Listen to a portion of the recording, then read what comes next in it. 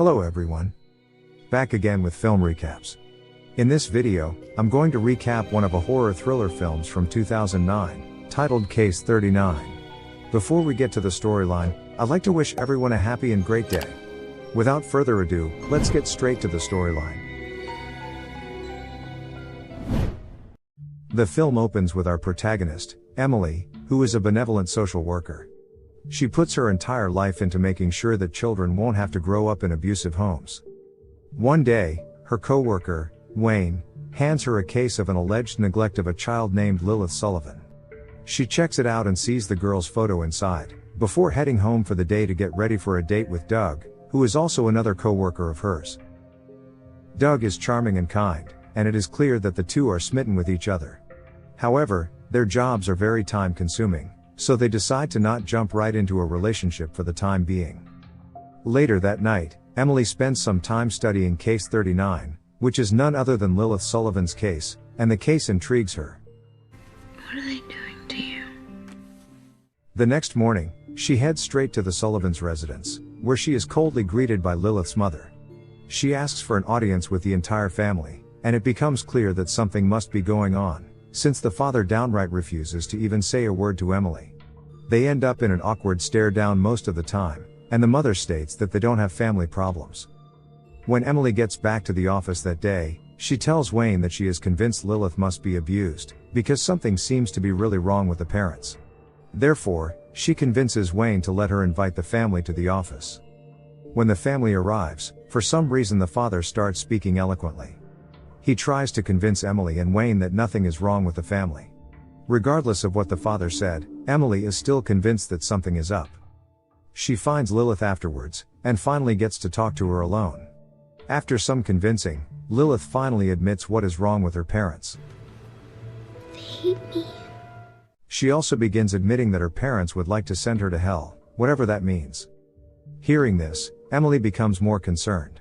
She takes Lilith to Wayne and asks the little girl to make an official statement admitting what her parents did to her, but Lilith stays silent this time. Without any strong evidence of abuse, Wayne tells her to let the case go. But of course, this doesn't stop Emily. She goes to see her cop friend Mike, and the cop friend tells her that he can't do anything, until she brings him any solid evidence of child abuse. Determined to keep Lilith safe, Emily finds her after school and hands Lilith her number. That very night, Emily is relaxing alone in her living room, right when she receives a call from a distressed-sounding Lilith who is saying that she is scared, because her parents are about to harm her, and that she is sorry because she can't keep herself awake any longer. This prompts Emily to exit her house, and head straight for the Sullivans' residence. She also calls Mike the cop on the way, and begs him to come to the scene too.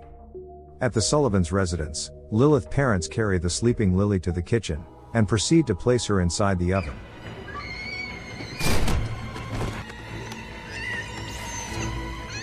She struggles against her evil parents to no avail, and they successfully put her back inside the oven this time.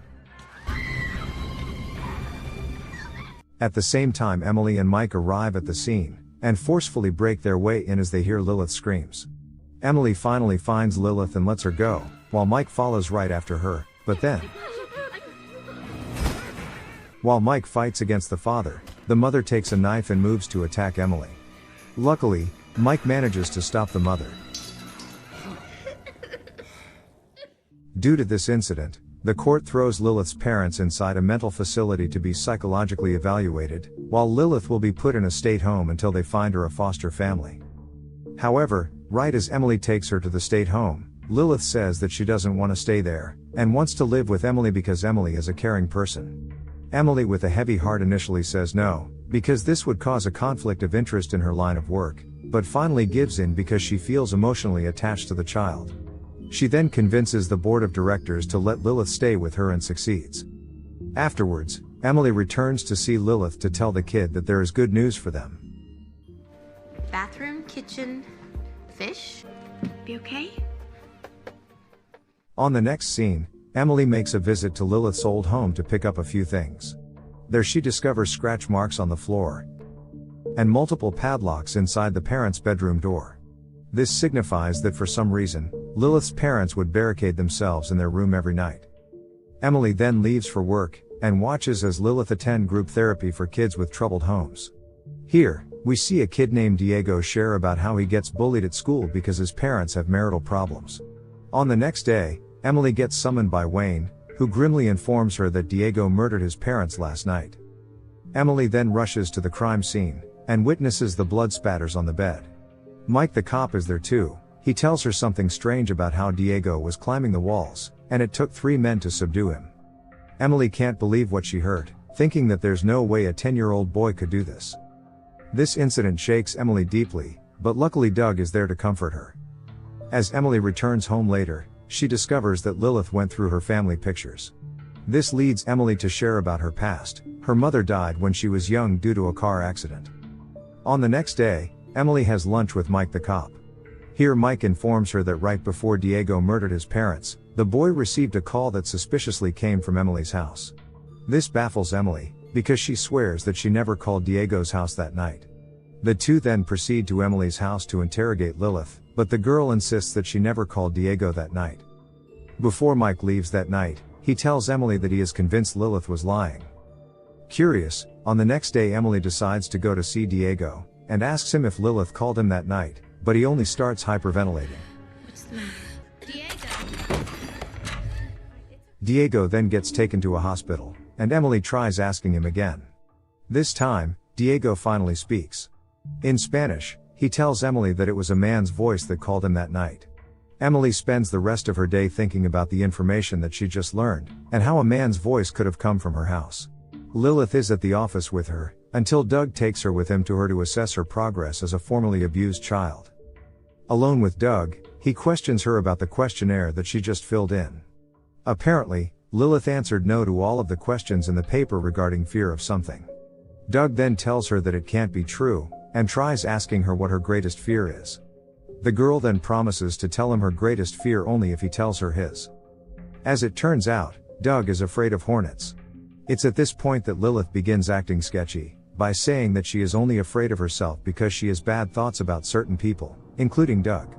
She then proceeds to warn him by saying that he should be afraid of what's coming for him. Doug seems shaken after the session, and goes to tell Emily that he never feels threatened when talking to kids.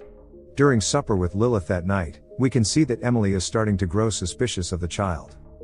That same night, Doug's landline rings, and he goes to pick it up, right when he hears a weird sound from the call. Try again. Sorry. Afterwards, he begins to hear buzzing noises in his ear, which leads him to use a Q-tip to fish out whatever is inside. That's when he sees this. He finds a hornet. Terrified, he flushes it down the toilet, but more and more start popping out of his ear. Soon, a swarm of hornets land on his back, which forces him to take his shirt off and throw it inside the shower. But it's far from over. Hornets start coming out of his parts of body, overwhelming him and somehow suddenly killing him. The next scene shows Emily and Lilith attending Doug's funeral, during which Emily's suspicion towards the child only grows stronger. She goes to meet Mike and tries convincing him that something is off with Lilith, and that the child has got to be responsible for what happened to Diego and Doug. But Mike of course doesn't believe her.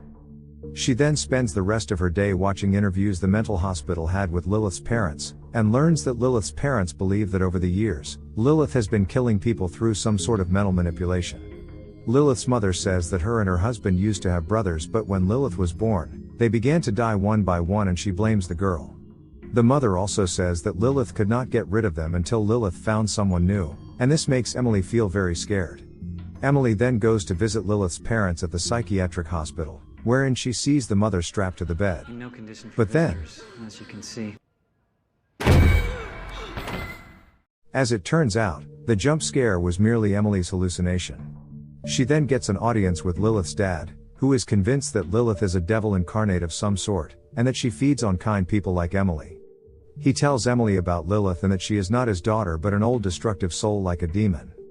He also warns her that Lilith is going to hurt her using her worst fear against her. Terrified, Emily tries to get Lilith off of her custody, but she isn't able to for the time being. She then goes to visit Lilith as she attends her group therapy session, and crudely pulls Lilith away when she is seen whispering to another child.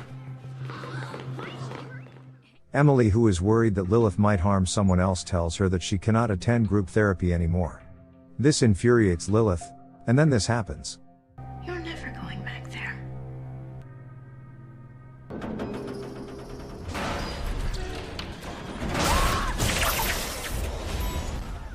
But as it turns out, this is merely another hallucination. Emily is now fully convinced that Lilith is a demon. She tries talking to Mike about it again, but he still doesn't believe her. That night, she installs several locks on her bedroom door, but as it turns out Lilith is standing right outside like a creep. On the next day, Emily is at work when she gets a phone call from a client. Unlike her usual, kind and patient self, Emily begins yelling and cursing at the caller. Wayne takes notice of this and tells her to go home. He then gets a phone call, and tells Emily it's for her. As Emily takes the call, she hears Lilith's voice. Jenkins? You shouldn't leave me home alone, Emily. And then, Emily is suddenly all alone at the office, and everyone has gone home. She rushes home, and ignores Lilith on her way into her bedroom. Emily arms herself with a screwdriver, and locks herself in. At some point during the night, Lilith begins to beg for Emily to let her in, saying that she's scared. Not long after, the banging stops, but Emily begins hearing noises coming from her closet.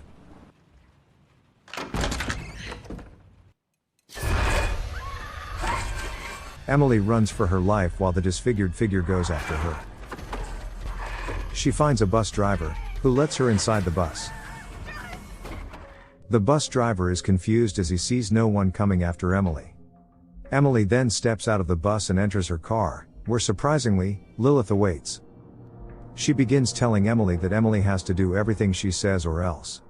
The woman who is terrified has to relent for now. On the next day, Emily gets informed that they have found a foster family for Lilith. Unwilling to let Lilith hurt anyone else, Emily visits Lilith's father again to consult on what to do. The father tells her that she has to get Lilith to fall asleep, because it is the only point during which Lilith is vulnerable. Not only that, Emily must not be afraid, because Lilith takes advantage of people's fears. When Emily gets home after, she finds Lilith creepily watching a video of her parents getting interviewed in the mental facility. Lilith then proceeds to say that her parents stopped doing what she wanted them to do, and insinuates that they must now pay the price.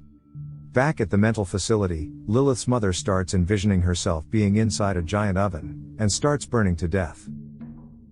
Meanwhile, her father suddenly snaps and kills another patient, before accidentally killing himself with a fork to the eye. After hearing about Lilith's parents' death, Emily goes to visit Mike once again, and this time, the cop friend believes her. He then goes to show her a recording of the phone call Lilith made to Doug, right before he died. In it, we can hear that Lilith's voice gradually shifts to a man's voice. Every time I think about it, kill them. Emily then tells Mike that she has no choice but to kill Lilith. Mike agrees to help her. However, that night, as they part ways to get ready, Mike gets ambushed by a dog that suddenly appears inside his car. Mike shoots it with a shotgun and accidentally kills himself in the process. Back home, Emily gets a call informing her that Mike is dead. Furious, she goes up to Lilith, and knocks over the TV. Emily begins yelling at her to get out of the house, but Lilith yells back in a man's voice. Don't yell at me! Now even more terrified, Emily locks herself inside her bedroom, but Lilith begins to literally obliterate the door.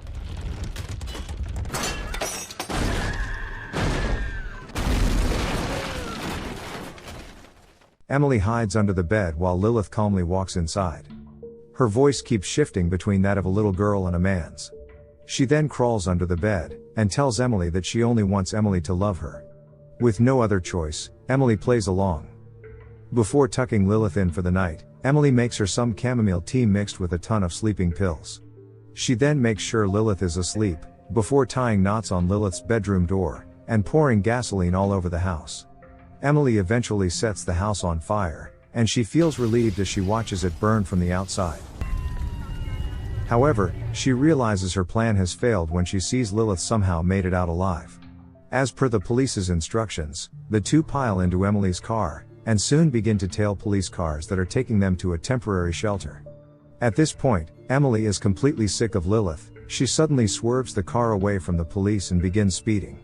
Lilith uses her powers to give Emily a vision of her past, in which she was a little girl inside a car with her mother driving recklessly, moments before getting into a car crash. Luckily, Emily manages to overcome her fear and snaps out of the vision, which terrifies Lilith. She swerves the car away from the road, and plunges it off a pier, sinking them both. As water begins to fill inside the car, Emily tries to drown Lilith to death, and we can see Lilith transform into some sort of a creature. Emily then breaks her way out of the car, and tries to swim to the surface. But then, Lilith tries to pull her down, but Emily manages to escape her grip, and makes it back to the surface. The movie ends with a breathless Emily staring at the water in relief. Okay guys. That's all the recap of Case 39. Thanks for watching. See you again in the next video.